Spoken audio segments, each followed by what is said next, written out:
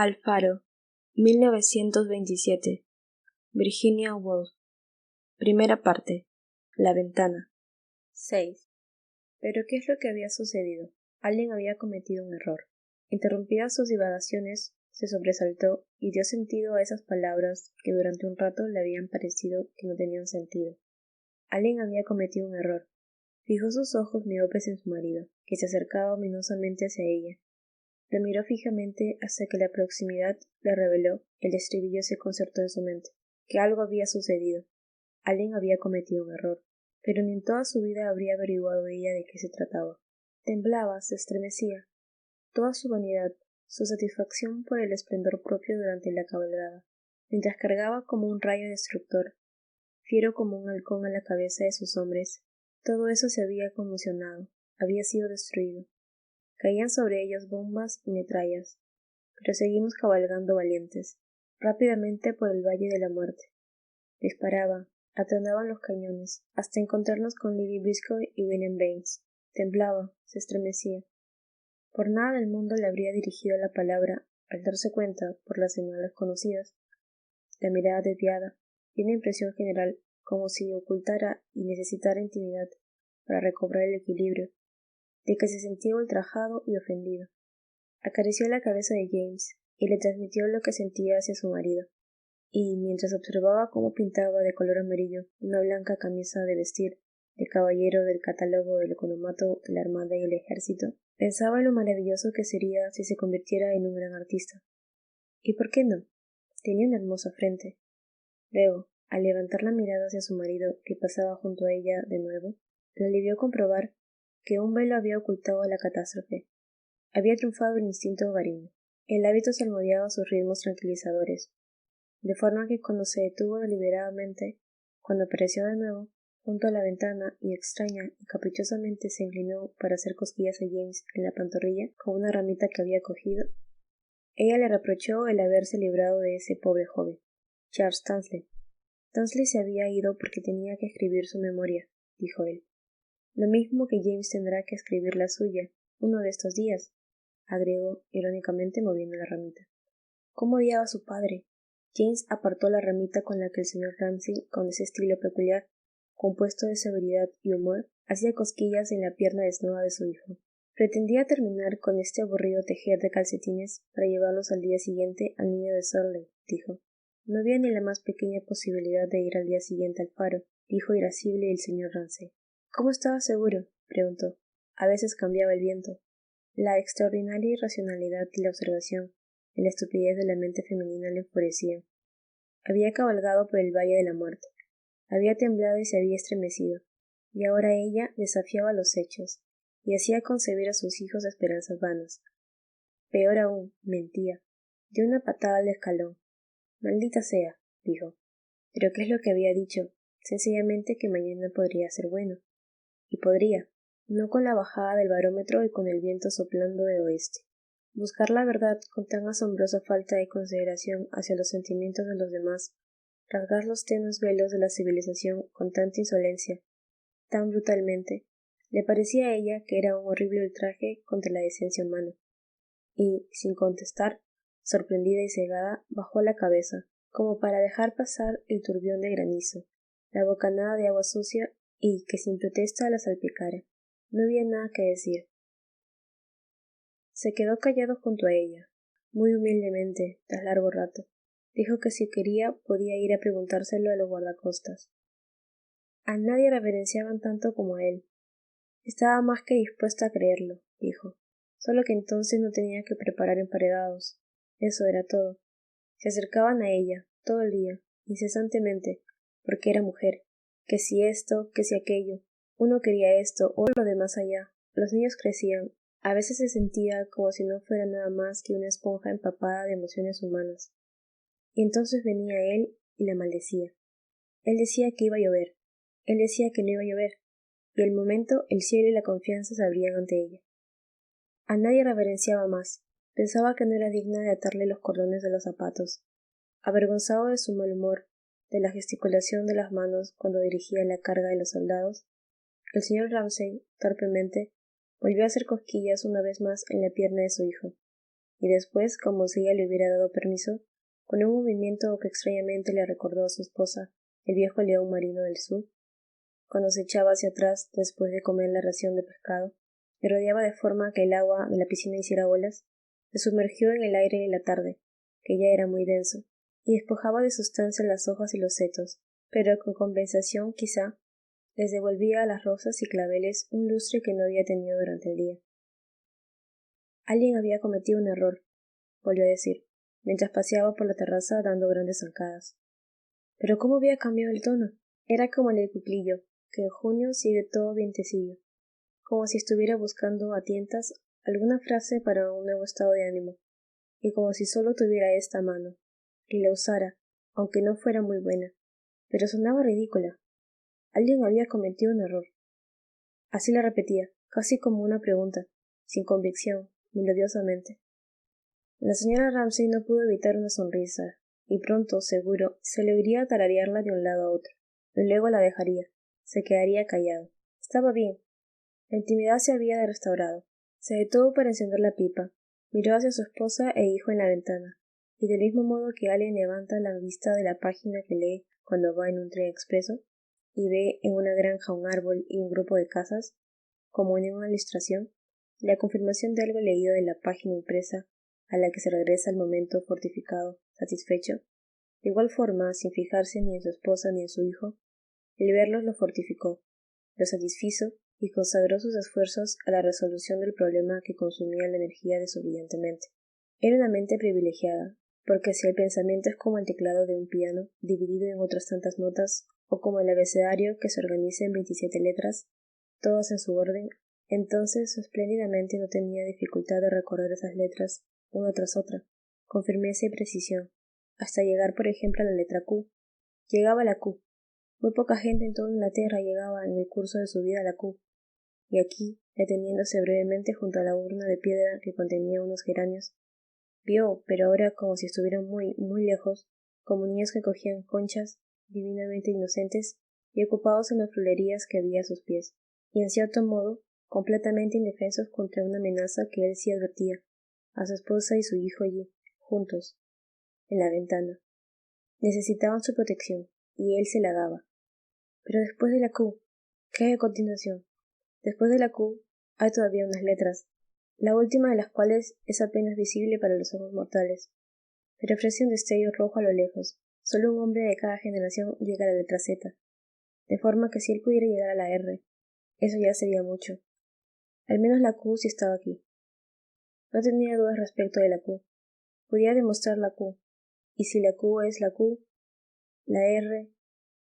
Y al llegar aquí vació la pipa, dando 2 o 3 golpes sonoros en el cuerno del carnero que formaba el asa de la urna, y continuó. Entonces R. Cogió aliento, apretó las mandíbulas. Acudieron en su ayuda esas cualidades que habría salvado la vida de toda la tripulación de un barco, reducida a una dieta de 6 galletas y una garrafa de agua, sometida a la mar airada. Paciencia y sentido de la justicia, precisión, dedicación, destreza. Pues R es... ¿Qué es R? Un pliegue como el rugoso párpado de un lagarto se agitó sobre la intensidad de su mirada, y oscureció la letra R. En ese instante de oscuridad oyó lo que decía la gente, que era un fracasado, que nunca entendería lo de la R, que nunca llegaría a entender el problema de la R. Pero, vuelta con la R otra vez, R. Las cualidades que en una solitaria expedición que cruzara las heladas tierras estériles de la región polar lo habrían convertido en el dirigente, en el guía, en el consejero, cuyo carácter, ni colérico ni despótico, se distingue porque sabe analizar con ecuanimidad lo que hay, porque sabe enfrentar con los hechos. De nuevo acudieron en su ayuda. R. El ojo del lagarto parpadeó de nuevo. Se hicieron visibles las venas de la frente. El geranio de la urna se volvió sorprendentemente visible, y expuesta entre las hojas advirtió sin desearlo aquella antigua y evidente división entre dos clases diferentes de hombres. Por una parte, los constantes, dotados de fuerzas sobrehumanas, quienes con fatiga y perseverancia repiten el abecedario en su orden, las 27 letras, de principio a fin. Por otra parte, los que tienen talento, los inspirados, quienes de forma milagrosa reúnen todas las letras de golpe, los genios. No era un genio, no podía pretenderlo, pero tenía o podía haber tenido aquel poder para repetir las letras del abecedario, de la A a la Z. Pero mientras tanto estaba atascado en la Q, adelante, a la R. Esa sensación, que no habría sido funesta para un dirigente que ahora que ya ha comenzado a nevar y la cumbre de la montaña estaba cubierta de niebla, sabe que debe acostarse y morir antes del amanecer, le sobrevino subreptivamente, aclarando el color de sus ojos y tiñéndolo a él, en los 2 minutos que le había durado recorrer la terraza, con el ajado color de la vejez. Pero él no iba a morir en la cama, ya hallaría algún barranco, y allí, con los ojos fijos en la tormenta, intentando hasta el último momento perforar la oscuridad, moriría en pie, nunca llegaría a la R. Se quedó en pie completamente inmóvil, junto a la urna del geranio que sobresalía, pero después de todo se preguntaba, ¿cuántos hombres en 1.000.000 de millones llegan hasta la Z? Seguro que el capitán de una empresa condenada al fracaso puede hacerse esa pregunta, y puede responder, sin por eso traicionar a quienes lo acompañan. ¿Acaso uno de cada generación, siempre y cuando hubiera trabajado honradamente, no hubiera regateado esfuerzos y hubiera llegado al límite de su fuerza? ¿Podría censurársele que no fuera él ese uno? ¿Y cuánto duraría su fama? ¿Se le autorizaría acaso a un héroe agonizante que pensase antes de morir en cómo hablará la posteridad de él? Quizá su fama dure 2 millones de años, pero ¿qué son millones de años? Se preguntaba irónicamente el señor Ramsay mientras miraba atentamente el seto. Y si se mira desde la cumbre del presente hacia los vastos cereales del pasado, ¿qué son? Cualquier piedra a la que dé un puntapié sobrevivirá a la fama de Shakespeare. Su lucecita acaso brille con luz propia 1 o 2 años, y después se fundirá en una luz de mayores proporciones, y después en otra aún mayor. Miraba hacia la oscuridad entre los intrincados tallos.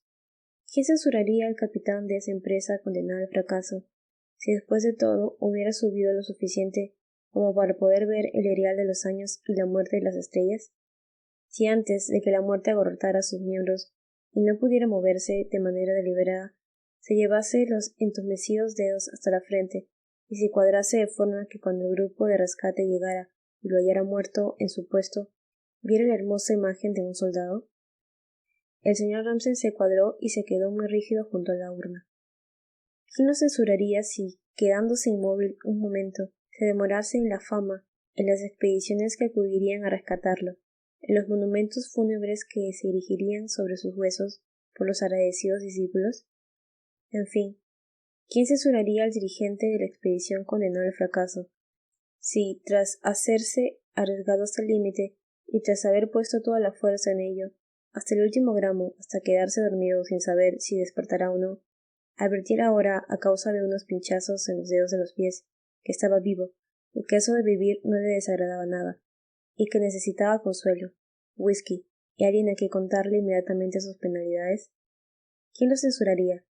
¿Quién no se regocijaría íntimamente cuando el héroe se quitara la armadura, se detuviera junto a la ventana y se quedara mirando a su esposa e hijo, quienes distantes al comienzo se acercarían poco a poco, hasta que los labios, el libro y la cabeza estuvieran ante él, aunque todavía amables y como desconocidos a causa de la intensidad de su aislamiento y del erial de los tiempos y de la muerte de las estrellas?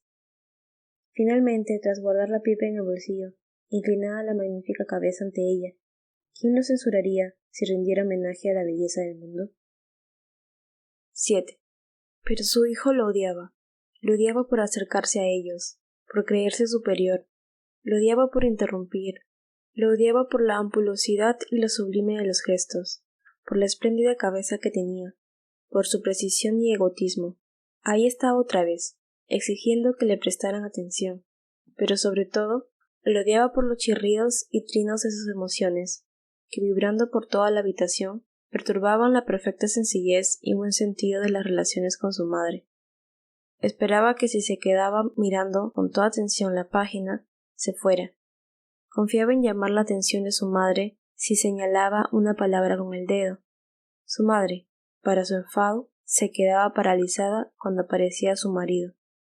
Pero no, nada obligaría al señor Ramsay a moverse. Se quedaba y exigía consuelos.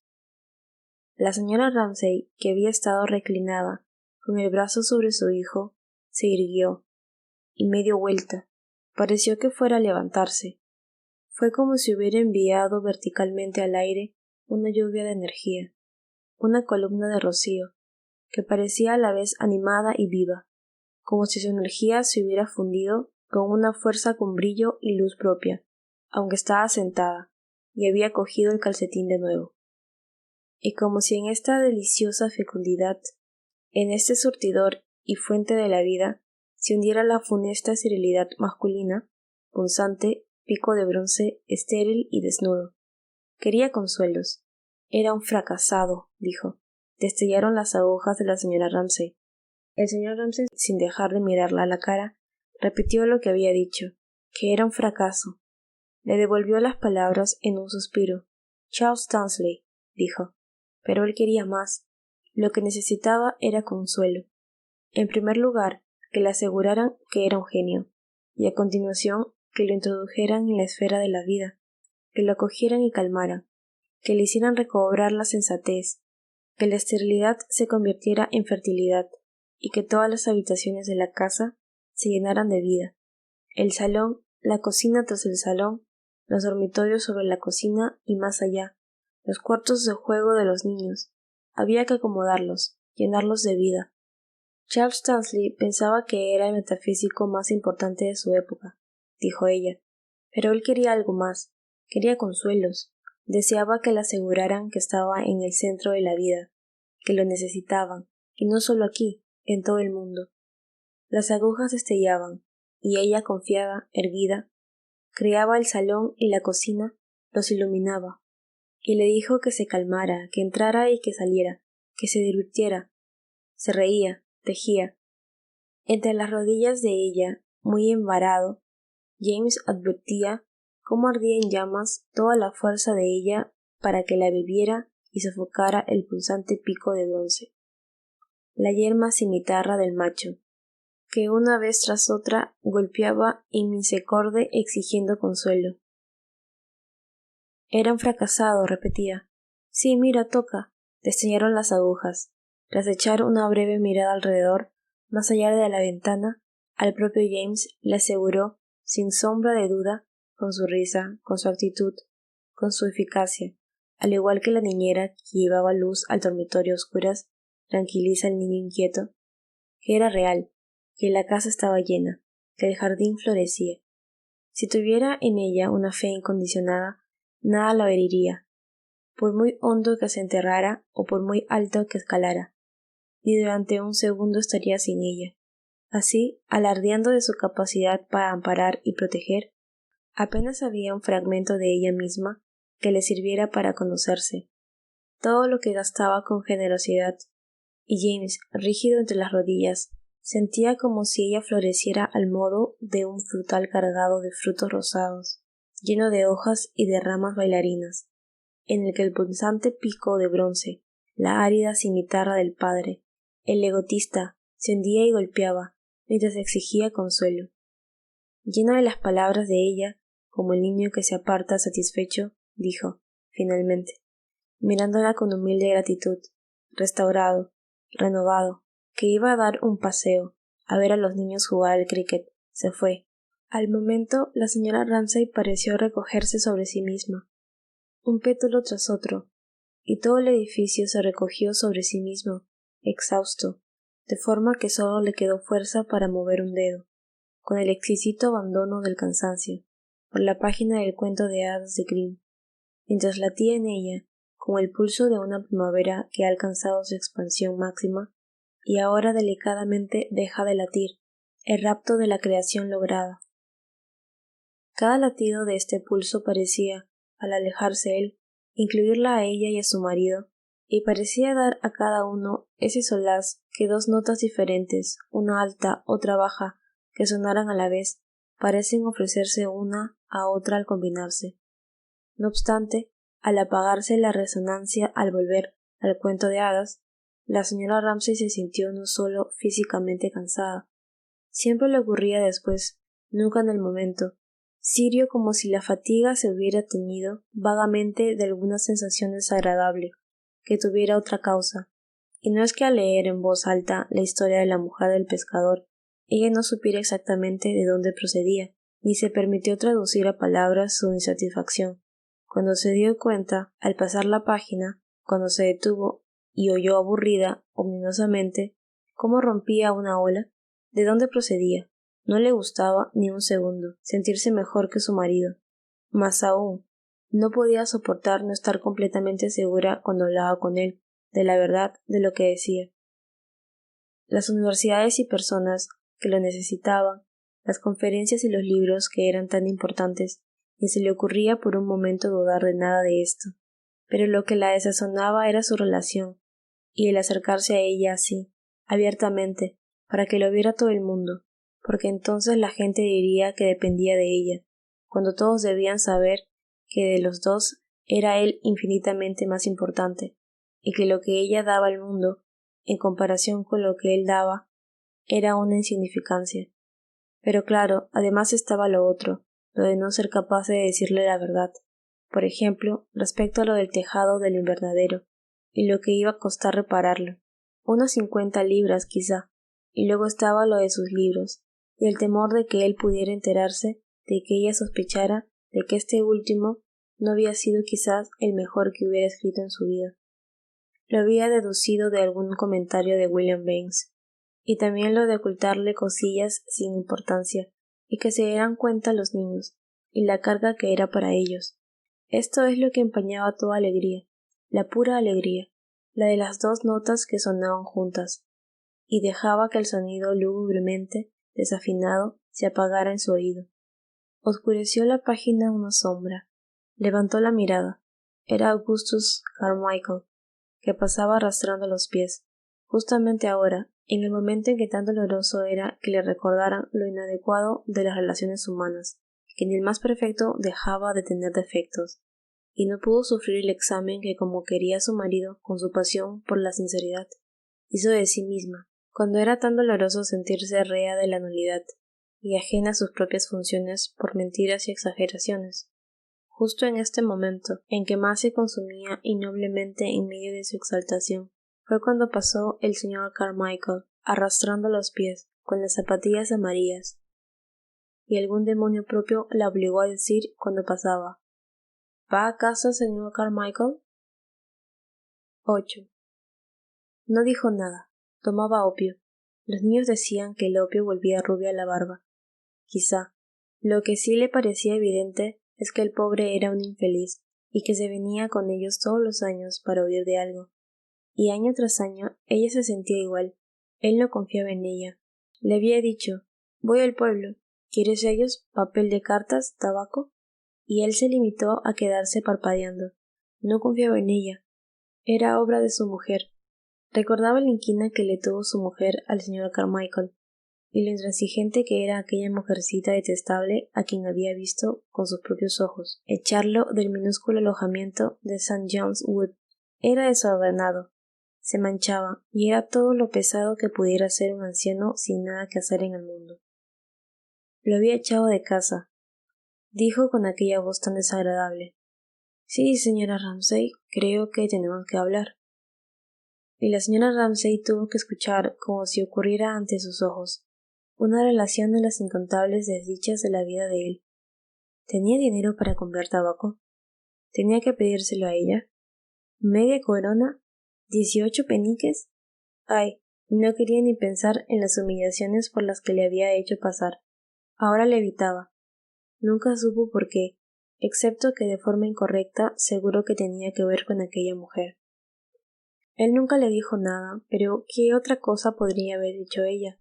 Tenía siempre una habitación soleada para él. Los niños eran amables con él.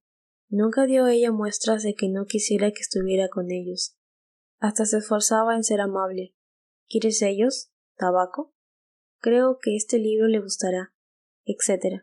Después de todo, aquí, insensiblemente, ella se refugió en sí misma, físicamente. Se le hizo presente, cosa rara, el sentido de su propia belleza. Después de todo, a ella no le costaba nada que la gente se fijara en ella. Por ejemplo, George Manning, el señor Wallace, famosos y todo, se acercaban a visitarla por las tardes, y se quedaban charlando junto al fuego. Sabía llevar con elegancia la antorcha de la belleza, y se sabía bella.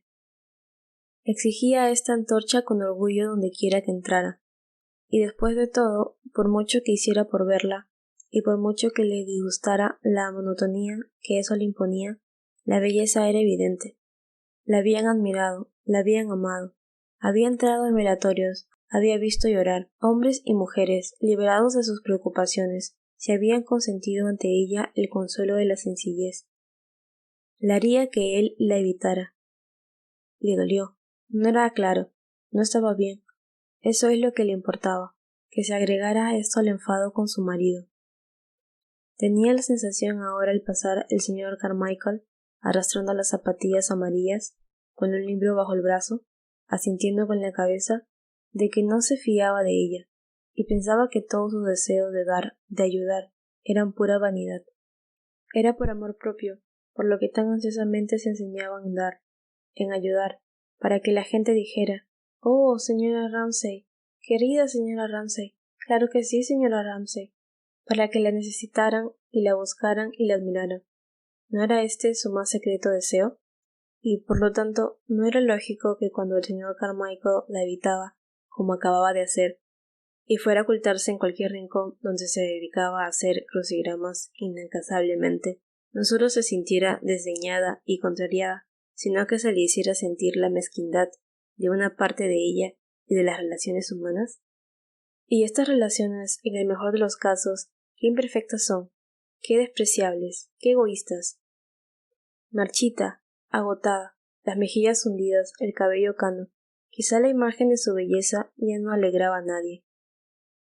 Mejor sería que se dedicara al cuento del pescador y su mujer, para apaciguar este manojo de nervios, el más sensible de sus hijos, que era su hijo James. El corazón del hombre se llenó de pesadumbre, leyó en voz alta, pues no quería ir, y se dijo: «No está bien», pero fue. Cuando llegó a la orilla del mar, el agua estaba de color púrpura y azul oscuro, y gris y densa, y ya no parecía tan verde y dorada, pero estaba tranquila. Se quedó allí y dijo: a la señora Rancia le había gustado que su marido no hubiera escogido ese momento para detenerse. ¿Por qué no se había ido, como había dicho, a ver a los niños a jugar al cricket? Pero no hablaba, miraba, asentía con la cabeza, manifestaba su aprobación. Se fue, se escapó, tras quedarse mirando ese seto que una vez tras otra había señalado una pausa. Había llegado a alguna conclusión, había visto a su esposa y a su hijo, había visto las zonas en las que desbordaban los rojos geranios que tantas veces habían adornado el desarrollo de sus pensamientos, y que tenían entre las hojas como papelillos en los que se anota algo prisa. Se dejó llevar suavemente, viendo todo esto unos pensamientos que le había sugerido la lectura de un artículo del Times acerca de la cantidad de americanos que visitan anualmente la tumba de Shakespeare. Si Shakespeare no hubiera vivido, se preguntaba, ¿sería muy diferente hoy el mundo? ¿El progreso de la civilización depende de los grandes hombres? ¿El hombre común ha mejorado desde los tiempos de los faraones? Pero este hombre común, se preguntó, ¿ha de ser el criterio por el que se juzgue el progreso de la civilización? Quizá no. ¿Acaso el mayor bien exija una clase social de esclavos? El ascensorista del metro siempre será necesario. El pensamiento le desagradó. Movió la cabeza enérgicamente. Para evitarlo, ya hallaría la forma de desdeñar el predominio de las artes. Propondría que el mundo existe para el hombre común, que las artes son una simple decoración impuesta desde un lugar ajeno a la vida humana, pero no la expresan. Ni Shakespeare le es necesario, sin saber exactamente por qué quería denigrar a Shakespeare, y quería ayudar al hombre común, al necesario ascensorista. Arrancó con cierta violencia una hoja del seto. Todo esto tendría que prepararlo de forma más atractiva para los jóvenes de Cardiff dentro de un mes, pensó. Aquí en la terraza lo único que hacía era recopilar ideas de forma deportiva.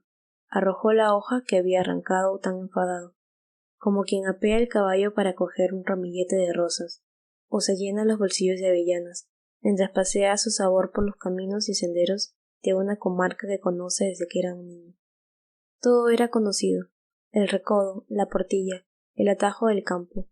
Podía pasarse horas así, con la pipa, por las tardes pensando, yendo de un lado a otro, y de acá para allá, por los caminos de siempre, por los campos conocidos, que estaban llenos de la historia de esta batalla, de la biografía de aquel estadista, llenos de poemas y anécdotas, que poseían figuras también, este pensador, aquel soldado, todo animado y limpio, pero al final, el camino, el campo, la pradera, el avellano lleno de frutas y el seto florecido, lo conducían a otro recodo donde invariablemente desmontaba, ataba el caballo a un árbol y seguía a pie.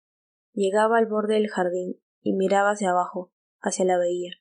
Era su destino, su modo de ser, tanto si quería como si no, acercarse así a una lengua de tierra que el mar comía poco a poco y quedarse allí, como un triste pájaro marino, solo. Era su poder, su don, el saber desprenderse al mundo de todo lo superfluo, encogerse y disminuir hasta parecer más agudo, más fino, incluso físicamente, pero sin perder nada de la intensidad mental, y quedarse en este saliente, enfrente de la oscuridad de la ignorancia humana, que no sabemos nada, y que el mar se come la tierra sobre la que estamos. Era su destino, su don. Pero habiéndose desprendido al desmontar de gestos y fruslerías, de los trofeos de las avellanas y las rosas, y habiéndose encogido de forma que no sólo la fama, sino hasta el nombre propio hubiera olvidado, mantuvo incluso en aquella desolución una vigilancia que no perdonaba a un solo fantasma, y no se complacía con ninguna visión, y de esta forma inspiraba en William Baines, de forma intermitente, y en Jean Stanley, de forma servil, y en su esposa ahora, cuando levantaba la vista y lo veía ahí, en pie, en el extremo del jardín, una profunda reverencia y piedad, y también gratitud, como si fuera una estaca hundida en el lecho de un canal sobre la que se pasaran las gaviotas, y rompieran las olas, e inspirara gratitud en los pasajeros de las barcas de recreo por haberse tomado la molestia de señalar el curso del canal en medio del agua. Pero un padre de 8 hijos no tiene escapatoria, murmuraba. Se alejaba, volvía, suspiraba, levantaba la vista, buscaba la figura de su mujer que leía cuentos al niño, llenaba la pipa, daba la espalda a la ignorancia de la humanidad, a su destino, y al mar, que decomía el suelo sobre el que estamos, el mar que si se hubiera atrevido a contemplarlo fijamente, le habría permitido llegar a alguna conclusión, y se consolaba con fruslerías, tan nimias, comparadas con el asunto augusto con el que se enfrentaba en este momento, que estaba dispuesto a pasar por alto las comodidades, a desdeñarlas, como si fuera el peor delito que alguien averiguara que un hombre honrado era feliz en un mundo tan desdichado como este. Era verdad, en general era feliz, tenía su esposa, los hijos, había prometido que dentro de 6 semanas les contaría un puñado de disparates a los jóvenes de Cardiff, cerca de Locke, Hume, Berkeley y los orígenes de la Revolución Francesa. Pero todo esto y el placer que obtenía de ello, de las frases que hacía, del ardor juvenil, de la belleza de su mujer, de los elogios que le atribuían desde Swansea, Cardiff, Exeter, Southampton, Kidderminster, Oxford, Cambridge, todo eso había que censurarlo y ocultarlo, bajo la frase un puñado de disparates, porque en el fondo no había hecho lo que podría haber hecho.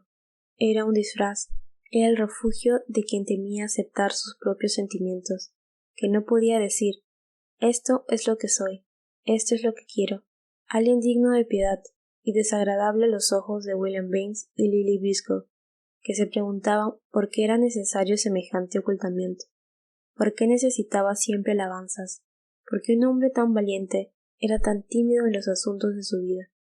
Extraño era que fuera a la vez adorable y risible. Lily sospechaba que educar y pronunciar sermones era algo que no estaba entre las facultades del ser humano. Estaba guardando sus cosas. Si eres un exaltado, lo más probable es que te des un batacazo. La señora Ramsay le daba todo lo que quería con excesiva liberalidad, pero cambiar debe de ser un estomo, se dijo Lily. Levanta la mirada de los libros y nos ve a todos nosotros jugando y diciendo tonterías. ¿Qué cambio respecto de las cosas a las que se dedica? Dijo Lily. Caía sobre ellos de forma ominosa. De repente se quedaba quieto, se quedaba callado mirando la mar, se daba la vuelta. 9.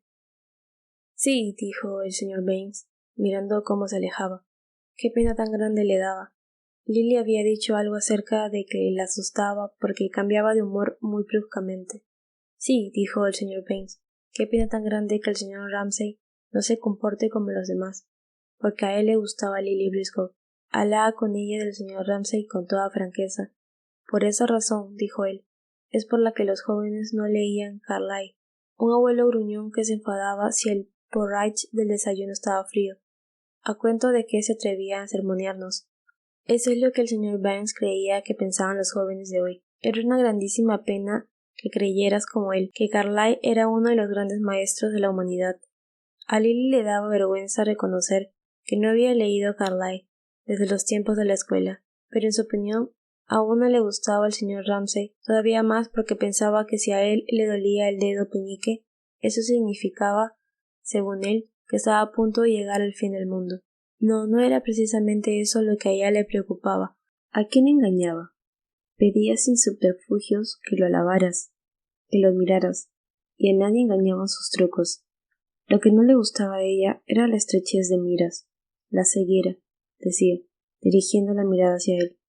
¿Algo hipócrita?, sugirió el señor Baines, mirando también hacia la espalda del señor Ramsay, porque pensaba ahora en la amistad que los unía. En Camp, cuando se negó a darle una flor. En todos esos niños y niñas. En su propia casa, llena de comodidades. Pero, desde la muerte de su esposa, ¿demasiado tranquila? Sí, claro que tenía el trabajo.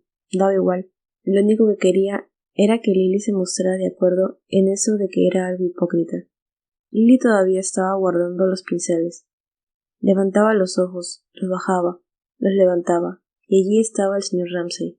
Se acercaba a ellos, sin preocuparse, olvidadizo, remoto. ¿Algo hipócrita?, repetía ella. Ah, no, el más sincero, el más fiel. Aquí estaba. El mejor. Pero bajaba los ojos y pensaba. Era un hombre absorto en sí mismo, tiránico, injusto, y no levantaba la mirada, intencionalmente, porque estando con los Ramsay solo así podía conservar la calma. En cuanto uno levantaba la vista y los veía, los envolvía lo que ella llamaba el amor. Se convertía en parte de ese universo irreal, pero punzante y excitante, que es el mundo cuando se contempla a través de los ojos del amor.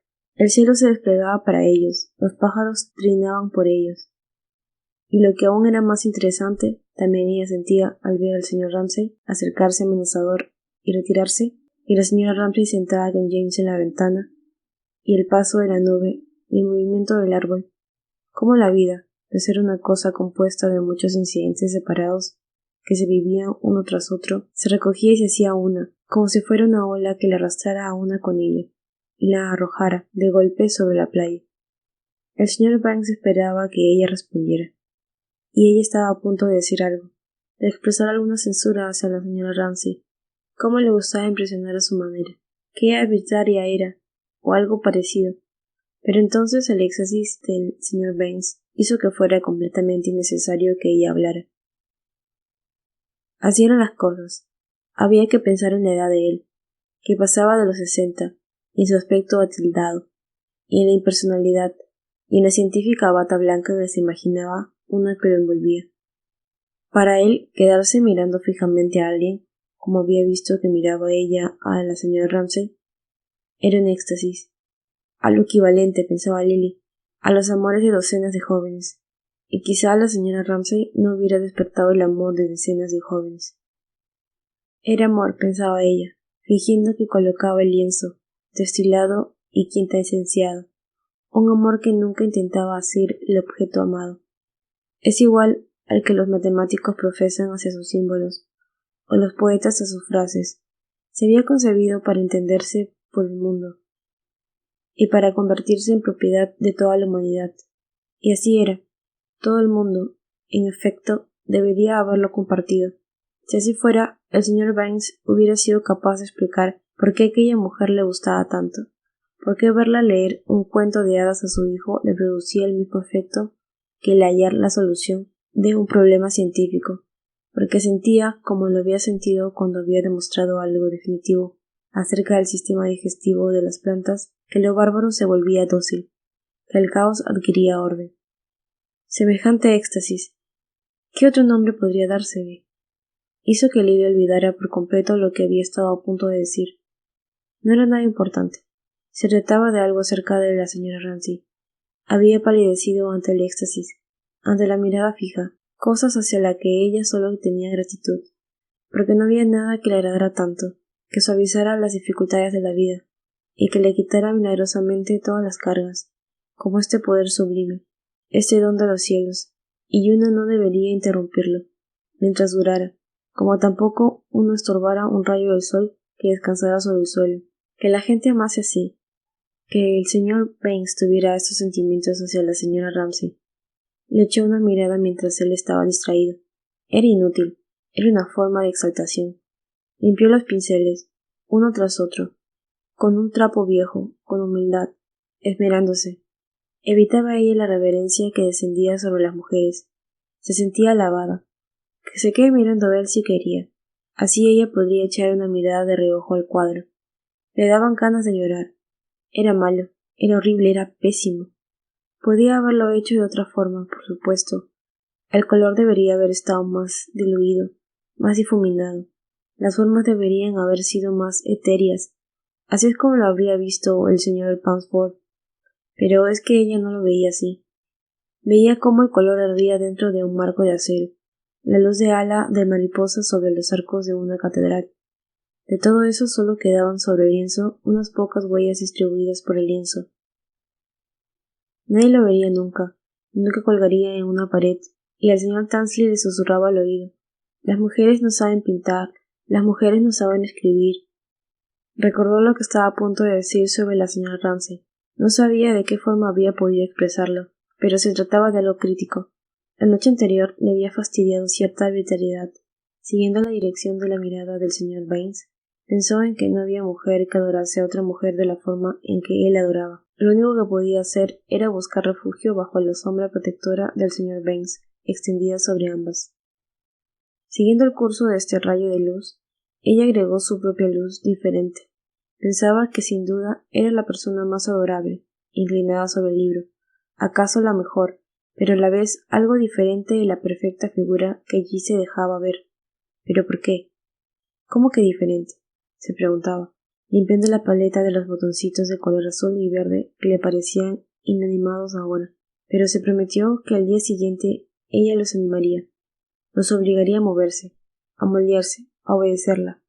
¿En qué era diferente? ¿Cuál era esa esencia de su espíritu que en cuanto veías un guante en un rincón de un sofá, tenías la certeza, solo con ver un dedo torcido, de que era de ella?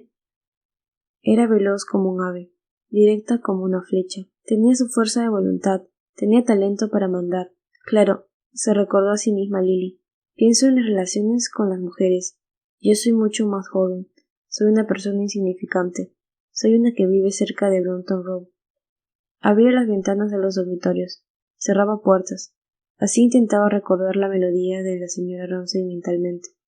Llegaba tarde por la noche, y daba un golpe muy suave en la puerta del dormitorio, envuelta en un viejo abrigo de pieles, porque su belleza siempre era igual, apresurada pero convincente, siempre dispuesta a hacer algo una vez más, fuera lo que fuera, que Charles Dudley hubiera perdido el paraguas, que el señor Carmichael estuviera estornudando e inhalando algo por la nariz, que el señor Baines dijera «¿Dónde están las sales de frutas?». Todo esto lo enderezaba al momento, o lo torcía maliciosamente.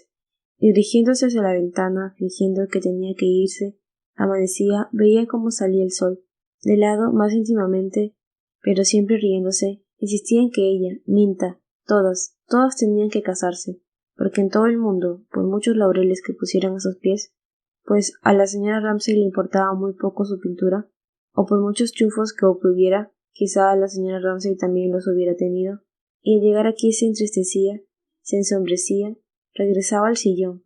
Esto no podía ni siquiera discutirse. Una mujer que no se hubiera casado, le tomaba la mano con delicadeza un momento. Una mujer que no se casa se pierde lo mejor de la vida. La casa parecía estar llena de niños durmiendo. La señora Ramsay escuchaba. Luces bajo las pantallas de las lámparas, respiraciones regulares.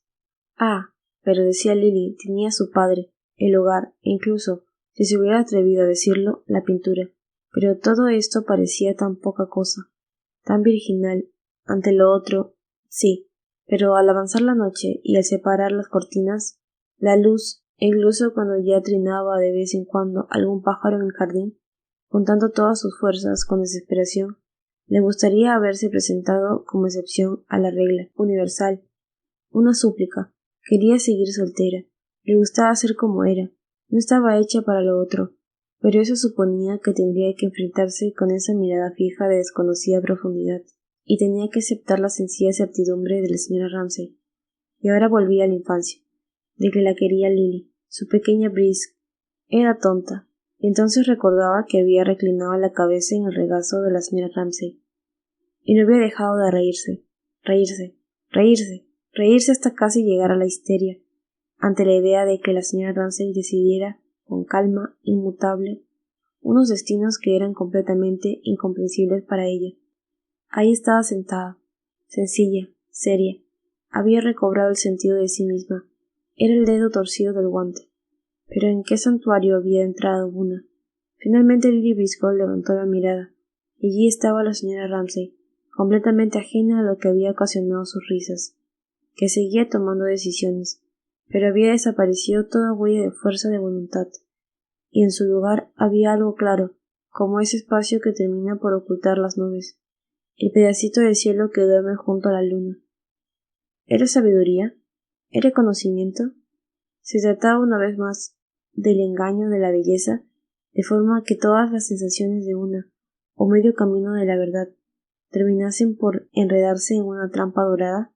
¿O es que guardaba en su interior algún secreto de los que ciertamente Lily Briscoe creía que todo el mundo tenía que tener para que el mundo siguiera adelante?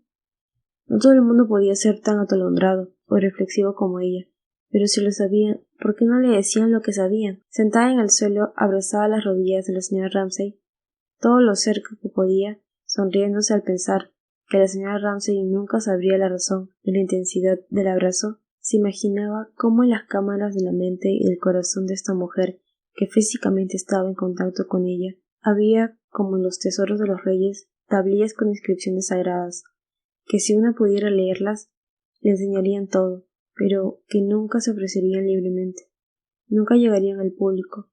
¿Cuál era el arte que el amor o la astucia conocían, con el que una podía entrar en esas cámaras ocultas? ¿Cuál era el resorte que te permitía convertirte, como el agua vertida en la jarra, en una sola cosa inextricablemente unida a la persona amada? ¿Podría lograrlo el cuerpo o la mente mezclándose sutilmente en los intrincados pasillos del cerebro? ¿Podría el corazón? ¿Podría el amor, como lo llamaba la gente, convertirlas en una a ella y a la señora Ramsay? Porque no era conocimiento, sino esa unidad lo que deseaba. No deseaba inscripciones en las tablillas, nada que pudiera escribirse en una lengua que conocieran los hombres, sino la propia intimidad, que es el conocimiento, pensaba, mientras reclinaba la cabeza sobre las rodillas de la señora Ramsay. No sucedió nada, mientras estuvo inclinada sobre la rodilla de la señora Ramsay. Sin embargo, sabía que el corazón de la señora Ramsay atesoraba conocimientos y sabiduría. ¿Cómo, pues, se preguntaba, podía una saber tal o cual cosa de la gente, si ésta estaba herméticamente sellada? Solo como las abejas, atraída por alguna fragancia o por alguna nota aguda en el aire, intangible para el tacto o el gusto, visitando la cúpula de la colmena, recorriendo solitario el desierto aire de todos los países del mundo, frecuentando las columnas llenas de murmullos e inquietudes, esas colmenas que eran la propia gente. La señora Ramsay se levantó, Lily se levantó, la señora Ramsay se fue. Durante unos días hubo en torno a ella, como tras un sueño se advierte que la persona en quien uno ha soñado ha sufrido alguna transformación sutil, más nítido que sus palabras, un zumbido de murmullos, y al sentarse en el sillón de mimbre, junto a la ventana del salón, ofrecía a los ojos de Lily la silueta de una cúpula. El rayo de la luz se unía paralelo al del señor Baines, y ambos llegaban hasta donde la señora Ramsay leía con James sobre las rodillas. Pero mientras ella seguía mirando, el señor Baines había dejado de hacerlo. Se había puesto las gafas.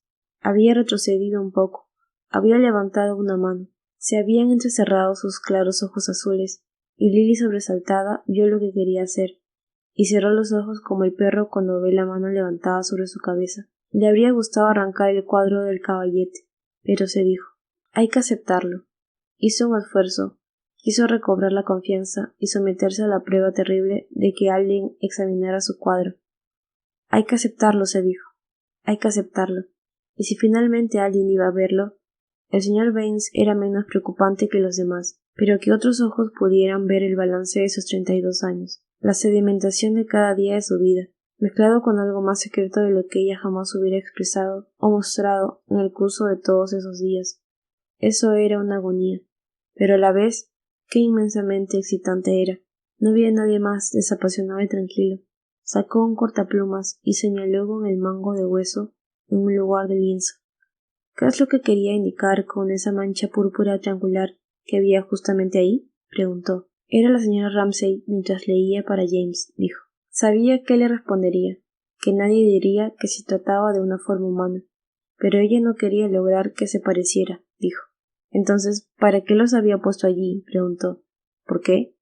No había razón alguna, excepto que si allí, en aquel rincón, había luz, aquí en este otro, ella sentía la necesidad de la oscuridad.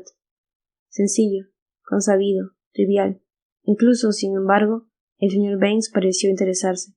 La madre y el hijo, objetos de la veneración universal, y en este caso, además, la madre era conocida por su belleza. Podían reducirse, reflexionaba, a una mancha púrpura sin irreverencia. Pero no se trataba de un retrato de ellos, dijo ella. No, no en ese sentido. Habían otros sentidos, además, mediante los que se les podía reverenciar, mediante una sombra aquí o una luz allí, por ejemplo. Su frente adquiría esa forma. Sí, como ella vagamente imaginaba, un cuadro tiene que ser un homenaje. Una madre y un hijo podían reducirse a una sombra sin irreverencia. Una luz aquí pedía una sombra allí. Se quedó pensándolo. Se mostró interesado. Lo aceptó, de forma científica, de buena fe. Lo cierto era que sus prejuicios caminaban todos ellos en sentido opuesto, le explicó. La pintura más grande de su salón, un cuadro que habían alabado los propios pintores, que se había tasado en un precio muy superior al que él había pagado, era de unos cerezos en flor en las orillas del Kennet. Había pasado la luna de miel en las orillas del Kennet, dijo. Lily tenía que ir a ver el cuadro, dijo. Pero ahora se volvió, sin las gafas, para examinar científicamente el lienzo. Había que juzgar la relación de los volúmenes, de las luces y sombras. Cosas, a decir verdad, en las que nunca anteriormente había pensado. Le gustaría que se lo explicara. ¿Qué quería decir eso? Señalaba la escena ante sus ojos. Ella miró. No podía mostrarle lo que quería hacer. Ni siquiera ella sabía verlo sin el pincel en la mano. Volvió a su anterior postura de trabajo, con los ojos entrecerrados y aspecto de distraída, sometiendo sus impresiones de mujer a algo más general, cayendo de nuevo bajo el poder de esa visión que había visto con toda claridad una vez, y que ahora debía buscar a tientas entre setos, casas, madres y niños, el cuadro. Se trataba, recordó, de cómo relacionar este volumen con el de la izquierda. Podría hacerlo quizá extendiendo la línea de la rama, o rompiendo el vacío del primer plano con algún objeto, quizá James. Así, pero el peligro consistía en que al hacer eso quizás se perdería la unidad del conjunto. Se detuvo, no quería aburrirlo, quitó el lienzo del cabellete sin esfuerzo. Pero alguien lo había visto, se lo habían arrebatado. Este hombre había compartido con ella algo inmensamente íntimo. Con actitud hacia el señor Ramsay, con actitud hacia la señora Ramsay, agradecía a la ocasión y al lugar, concediendo que el mundo poseía un poder que ella no le hubiera atribuido, el poder de que una pudiera pasar por aquella larga galería, ya no sola sino el brazo de alguien, el sentimiento más extraño y más alegre de su vida.